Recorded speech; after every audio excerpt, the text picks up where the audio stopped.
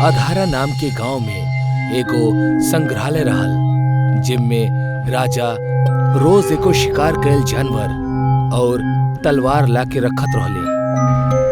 ऊ जगह सिर्फ और सिर्फ राजा के शिकार कईल जानवर और तलवार रखल जात रहे और उनकर देखभाल करे के खातिर राजा माला और गीता ई दू औरतन के वहीजा पे रखले रहले। एक शाम जब राजा शिकार से लौटल तब ऊ अपना साथे एको भेड़िया के कटल शेर लेके आयल। इससे पहले राजा जानवरन के सिर्फ मरले रहल, पर आज उनकरा काट के पहली बार लायल रहे। एकरा कारण माला और गीता डरल रहली। राजा संग्रहालय में आयल। ऊ औरत वहीजे खड़ा रहली। एके सिर के खास तरीका से सजावल जाओ, ये हमार खास शिकार बा। सेवक भेड़िया के सिर औरतन के हाथ में दे देले। ओसे अबहीं भी खून टपकत रहल। राजा अपना तलवार माला के हाथ में देकर कहलस, एकरा भी खास तरीका से रखिया, हम कल देखे आई। इतना कह के राजा और उनकर सेवक वहीजा से चल गईले। माला और गीता उस शिकार और तलवार के संग्रहालय के बीचों बीच सजा देली। आज के तो हो गईल। चला खाना खा के सूतल जाओ, बहुत भूख लागल बा। रुका, ई देखा, तलवार पर लगल सब खून जमीन पर गिर रहल बा। एकरा साफ करे के होई। ठीक बा, हम करतानी। तू जल्दी जा और खाना गरम करा। जा। हाँ ठीक बा, ठीक से करिया। हाँ। गीता दूसरा कमरा में चल गई और माला उस जमीन पे पड़ल खून साफ करे लगली।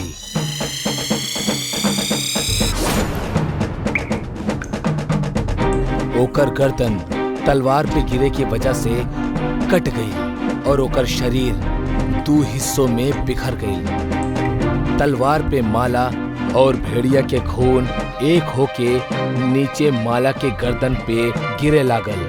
माला अब भी दर्द से तड़पत रहली, पर कुछ देर बाद तड़पत तड़पत वो मर गई। माला के शरीर निश्चल हो गई, पर तलवार के वो खून अब भी ओकर गर्दन पे गिरत रहल। थोड़ी देर बाद वो कटे हुए भेड़िया के आंख चमके लागल और ओके कारण वो भयानक और जिंदा दिखाई देवे लागल।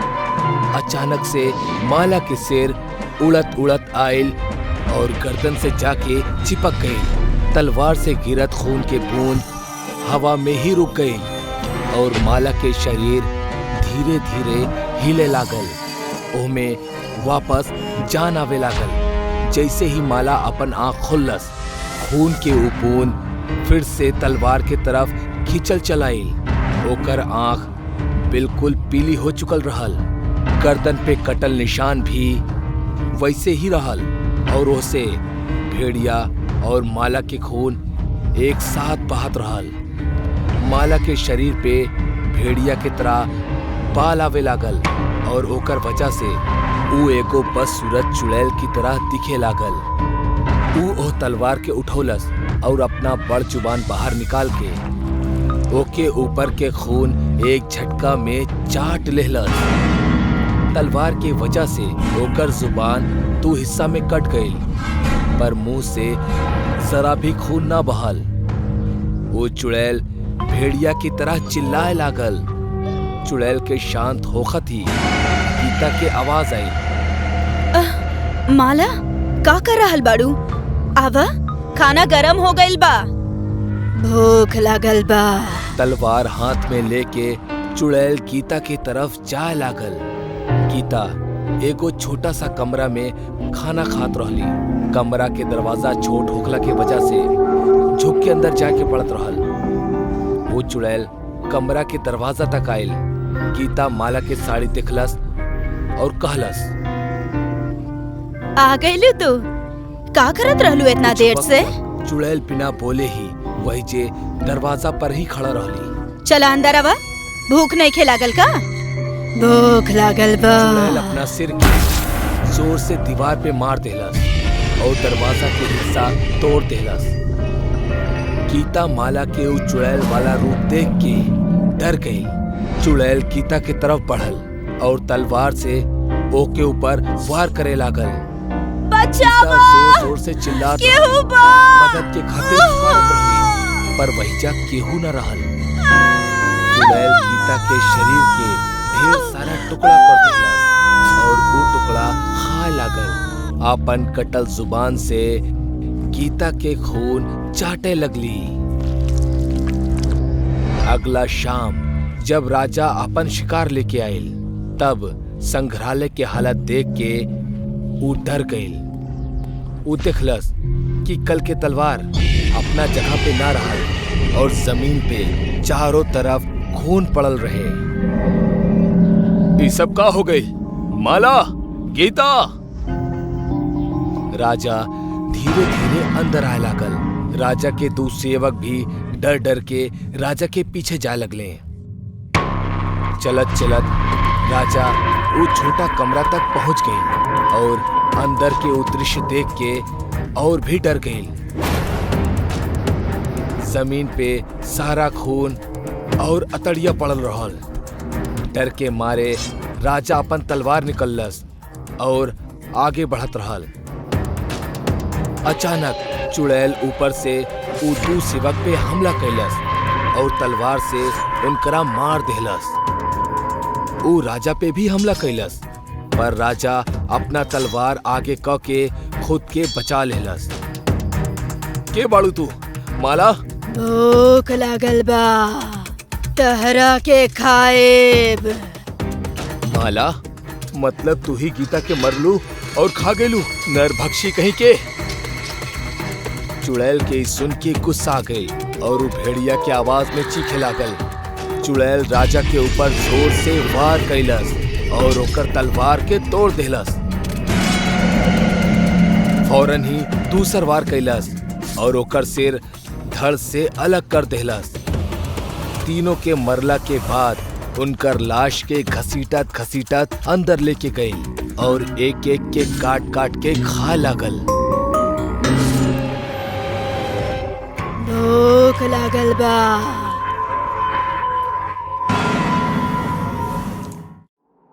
दीपक अपना जिंदगी में बहुत खुश रहल। वो अपना गांव के पुश्तैनी मकान में अकेला ही रहत रहल और खेती बाड़ी संभालत रहल। जिंदगी ओकर मुताबिक ही कटत रहल, लेकिन तब भी ओकरा एगो गहरा सदमा लागल, ई जान के कि ओकर जिंदगी में अब कुछ चंद दिन ही बचल बा। ओके एगो बीमारी है जौन की 3rd स्टेज पे बा और अब मुश्किल से ओकर जिंदगी की 1 ही महीना बचल बा। एक शाम दीपक अपना खेत से घर लौटत रहल, तब बे ओकरा कोनो लड़की के रोवे के आवाज सुनाई देलस। वो लड़की घूंघट में रहल, जौन वजह से ओकर चेहरा ना दिखाई पड़त रहे। अरे के बाड़ू तू और इतना रात में इस सुनसान जमीन पर का कर रहल बाड़ू? वो अनजान लड़की रोवत हुए, हमार नाम मंजू बा। अरे मालिक, अब का बताई, रास्ता भटक गइल बानी अपन गांव के। कुछ समझ नहीं के आ रहल कि का करी। केहू पहचान वाला चाहे दरिया दिल इंसान भी नसीब ना हो रहा। तो का आज तो पूरा रात ये बंजर जमीन पर ऐसे ने रोवत रहबू? तब और का करी मालिक, ई अभागिन के किस्मत में ही लिखल बा। दीपक मन ही मन में सोचत रहल, बात तो ये एगो अबला नारी, हमके एकर मदद करे के चाहिए। अच्छा सुना, आज रात के खातिर तू हमार घरे चला। आज की रात वहीं रुक जाइया और कल सुबह सुबह ही चल जाइया। हाँ ठीक बा मालिक, जैसन आप कहीं। दीपक मंजू के आज के रात के खातिर जगह दे देवेला। अगला सवेरे दीपक एगो गहरा लेकिन थकावट वाला रात के पूरा करत करत बिस्तर से उठेला। वो जैसे ही आगे बढ़ेला ओकरा मंजू आईना के सामने बाल झाड़त दिखेली। ओकरा देख के कुछ समय के खातिर त दीपक मदहोश सा हो जाला। दीपक मन ही मन बड़बड़ात रहल, ई तो कोनो अप्सरा से कम नहीं खे। पिछला रात घूंघट के कारण ऊ लड़की के चेहरा न देख पौलस, लेकिन अब जब ऊ ओकर खूबसूरत चेहरा देखलस तो ओकरा ऊपर फिदा हो गई। मालिक, अब हमार निकले के वक्त हो गइल बा। अरे इतना जल्दी? चला बढ़िया सा चाय हो जाओ। दीपक चाय बना कर लावेला। दीपक के पूरा मन रहल कि ओकर दिल में मंजू के खातिर का चल रहल बा, ई ओकरा के बता दे, लेकिन अबही ओकरा में इतना हिम्मत कहाँ। खैर दोनों साथ में चाय पिए लगले और दीपक भी जात जात ओकरा के कहेला, मंजू अब हमनी अच्छा दोस्त बन चुकल बानी, त अब तू आवत रहिया हमरा से मिले खातिर। जी बिल्कुल, अभी हम चलत आनी। ओकर 2 दिन बाद अचानक से दीपक बहुत बीमार पड़े लागल। ओकरा केहू के सहारे की जरूरत रहे। ओकर केहू भी आपन ना रहे और ना ही ओकर कोनो परिवार रहे, लेकिन तब्बे ओकरा के मंजू याद आ जावेली। जैसे ही ओकर दिमाग में मंजू के नाम आवेला, वैसे ही दरवाजा पे एगो घंटी बजेला। दीपक धीमे और थका आवाज में, दरवाजा खुलल ही बा, अंदर आ सकेला। दरवाजा के बाहर मंजू खड़ल बिया।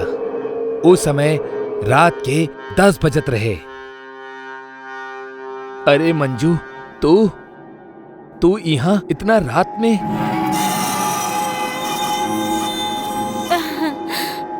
आप हमरा के याद कैनी और हम हाजिर। चली ये सब छोड़ी, हम आपके ऐसे ही ठीक कर देब। ना मंजू, अब तक डॉक्टर भी जान बचावे से इनकार कर देले बा। अब बस कुछ हफ्ता में हम मर जाइब। अरे ना, शुभ शुभ बोली। हम कहनी ना, सिर्फ हमरा के 2 दिन के समय दी, हम आपके पूरा तरह से स्वस्थ कर देब। ओ रात मंजू दीपक के गरम पट्टी से सिकलस और दीपक के भी ना जाने कब आंख लग गई। ओके पता ही ना चलल। अगला सुबह भइल तब मंजू पहले से ही उठ के जागल रहे और दीपक के खातिर चाय बनाकर ले आयल। ओ पूरा दिन मंजू दीपक के जी जान से देखभाल करत रहल और कुछ हर्बल दवाइयां भी देलस। आज के रात दोनों एक ही पलंग पे आराम करत रहले। दीपक खुद पे काबू न कर पौलस और जाके मंजू से लिपट गई। मंजू के भी जैसे दीपक के बाहों में एक बहुत ही हसीन सा सुकून मिलत रहल। दोनों ओ रात खूब इंटीमेट भइले, बिल्कुल पति पत्नी की तरह। खैर वो बात अलग है कि वो दोनों शादीशुदा ना रहले। मंजू भी दीपक के प्यार में पागल रहली। वो भी खुद के रोक ना सकल। अगला सुबह जब दीपक की नींद खुलल तो ओकरा के बहुत अच्छा महसूस होखत रहल। ओकरा कोनो भी तरह के बुखार, थकावट या बीमारी के संकेत बिल्कुल नजर ना आवत रहे। वो मंजू के आवाज लगावे लागल, लेकिन मंजू ओकरा के पूरा घर में कहीं भी नजर ना आइलस। वो सोचलस उ शर्मा के चल गई होखी, दोबारा जरूर आई। लेकिन वो अपना वादा पूरा कैलस, जौन वो कहले रही कि वो दीपक के बस 2 दिन में मौत के मुंह से बचा ली। वो अपना डॉक्टर से भी मिललस और ई बेर ओकर हेल्थ रिपोर्ट भी बहुत अच्छा रहे। वो बिल्कुल सेफ रहल। दीपक का वो लड़की के पता ढूंढे लगल, लेकिन वो लड़की यानी मंजू ओकरा के कहीं भी ना मिलल। आज भी ई एगो गहरा रहस्य है कि आखिर वो लड़की दीपक के रहल जे ओकरा के जिंदगी देहलस, लेकिन फिर गायब हो गई। कहीं वो एगो प्यार करे वाला चुड़ैल तो न रहली। आधा रात, शांत पहर, गुप्त सन्नाटा और चांद के हल्का बिलखत रोशनी के बीच रामविलास खेत के सारा काम खत्म करके घरे लौटत रहल। रास्ता एगो कच्चा सड़क से होत की जंगल के किनारे से जात रहल। गांव वाले अक्सर देर शाम गांव के अंदर और गांव के बाहर आवे जाए खातिर बहुत डरात रहले। ओकर सबसे बड़ कारण ऊ जंगल रहे। उहे जंगल जौना में न जाने कितना खुदकुशी करे वाला लोगन के आत्मा भटकत रहे। अब भला कितना सच और कितना झूठ जानी आज के कहानी में। आज पूर्णिमा के रात रहे।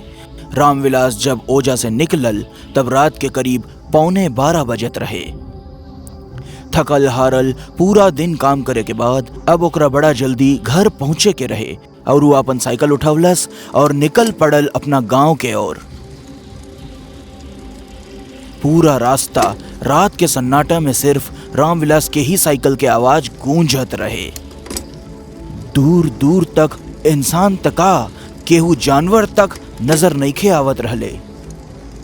रामविलास कुछ बेर में पहुंच गईल उहे जंगल में जौना में न जाने कितना गांव के लोग खुदकुशी किए रहले। ऐसे में रउआ सोच सकतानी का माहौल होई ऊ जगह के। कितना लंबा रास्ता बा, हमार त जाने निकल गए लावत आवत। अब बस जल्दी से ही जंगल पार हो जाओ, फिर आराम से घरे पहुंच के सुकून के नींद सोइब। वैसे भी काल सवेरे जल्दी उठकर दोबारा फसल के बिक्री करे के बा। इहे कहत कि रामविलास जंगल के भीतर पहुंच गईल। साइकिल के गति तेज बढ़ावत की रामविलास टॉर्च के सहारे पेड़न के क्रॉस करे लागल के तबे साइकिल के चक्का एकदम से जाम हो गई और रामविलास सीधा मुंह के बल नीचे गिर गईल। अरे मोरी मैया, ई का हो गई? इस साइकिल के भी अभी खराब होए के रहे। रामविलास अब ओजा से पैदल जाए लागल। खैर एकरा अलावा ओकरा पासे कोनो दूसर चारा भी न रहल। तबे बढ़ते कदम के साथ कुकुरन के रोवे के तेज आवाज ओकरा सुनाई दे लागल। पूरे जंगल के माहौल एकदम डरावना लागे लागल। तबे अचानक रामविलास की नजर एगो पेड़ के ऊपर पड़ल तो ओकर रूह कांप उठल। ऊ देखलस कि एगो आदमी गर्दन में फंसरी लगा के डाल से झूलत रहल। ऊ एकरा से ज्यादा कुछ बोल पावत या सोच पावत ओकरा पहले ऊ लटकल लाश गायब हो गई। रामविलास बहुत ज्यादा परेशान हो गई। ऊ जंगल के लगभग आधा रास्ता तक पहुंच गए रहे।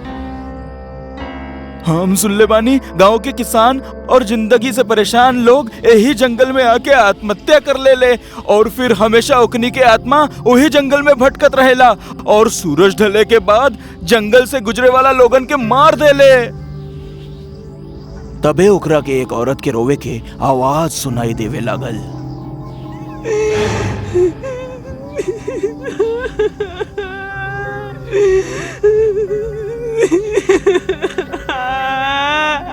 यह आवाज लगातार रामविलास के कान में पड़त रहे।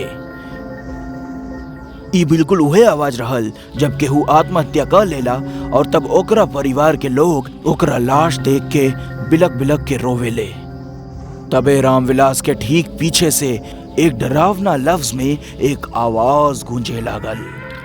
रामविलास, हमरा के भुला गईला रामविलास, हम तोहार दोस्त। याद बाना ऊ रात का भइल रहे? ई आवाज सुन के रामविलास के पसीना छूटे लागल। ऊ भगवान के नाम लेके चले लागल। तबे ओकरा के ऐसन लागल जैसे केहू ओकरा कंधा पे हाथ रखलेस। ओकर डर और दहशत में बदल गई। रामविलास हल्का मुड़ल तो ओकरा ऐसन लागल जैसे ओकरा पीठ पीछे केहू 6 फुट के आदमी खड़ा होकर ओकरा कंधा के दबावत रहे। ओकरा दर्द होए लागल और किसी तरह ओ हाथ के ऊ अपना कंधा से हटावलस। रामविलास अपना फोन में समय देखलस तो रात के 1 बजे में 5 मिनट के समय बचा रहल। दहशत के सबसे तगड़ा पहर इहे होला। और अब तक ऊ बिल्कुल कोनो नदी के बीच धार में फंस चुकल रहे। तबे ओकरा लागल जैसे ठीक ओकरा पीछे पीछे केहू चल रहल बा। पीछे से ओकरा के फिर एक आवाज सुनाई देलस। ऊ दिन फसल में आग लगा के हम देख लेहनी रामविलास। कहाँ भागा ताड़ा? रुक जा रामविलास, रुक जा।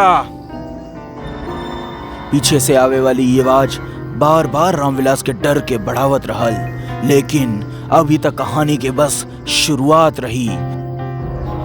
वो आगे बढ़त रहे। तबे ओकरा के खुद से कुछ दूर आगे एगो आदमी खड़ल देखान, जेकरा गला में फांसी के फंदा रहल और आंख के नीचे बड़ बड़ काला घेरा रहे।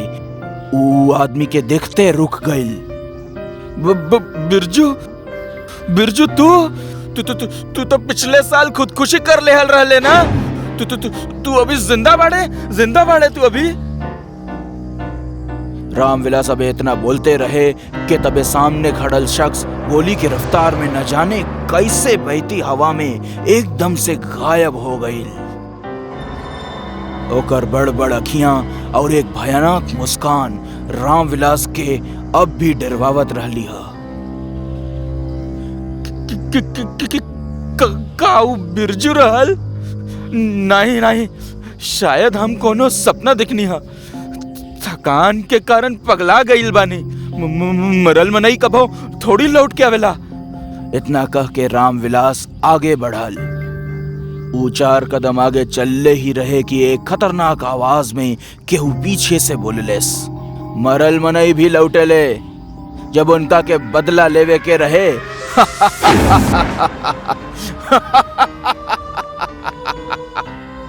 एक तेज भूतिया हंसी पूरा जंगल में गूंजे लागल। रामविलास खौफ से पूरा तरह जम गईल। तभी सन्न से एक तेज हवा के झोंका बिल्कुल ओकरा करीब से गुजर गईल और एकरा तुरंत बाद ओकरा उ जंगल के पेड़ पे केहू भागत दिखान। रात के ई घना कोहरा वाला माहौल में उ अकेला शख्स सिर्फ भगवान के याद कर सकेला। वहां से आगे चलत रहल। रात के गुप्त खामोशी जंगल के माहौल के और डरावना बनावत रहली है।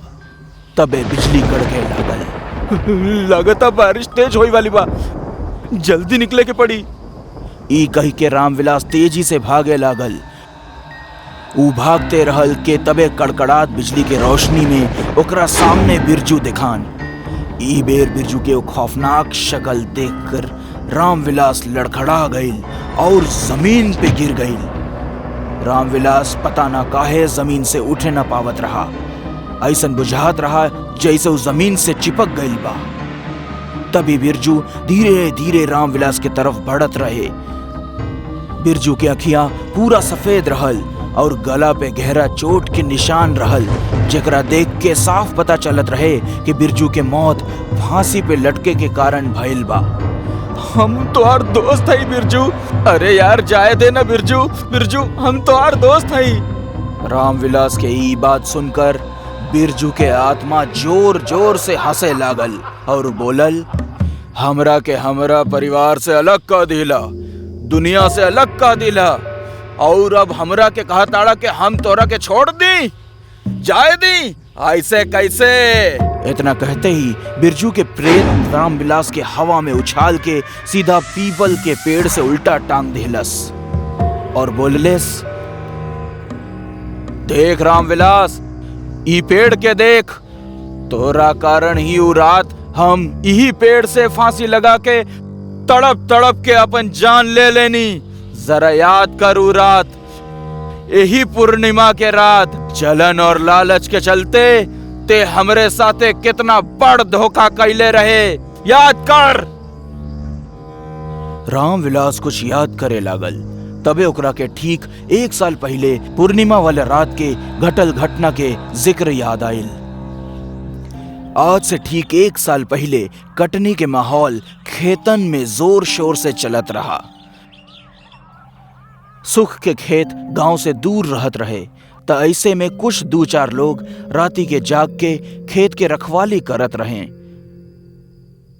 रामविलास सब पे नजर रखे रहल।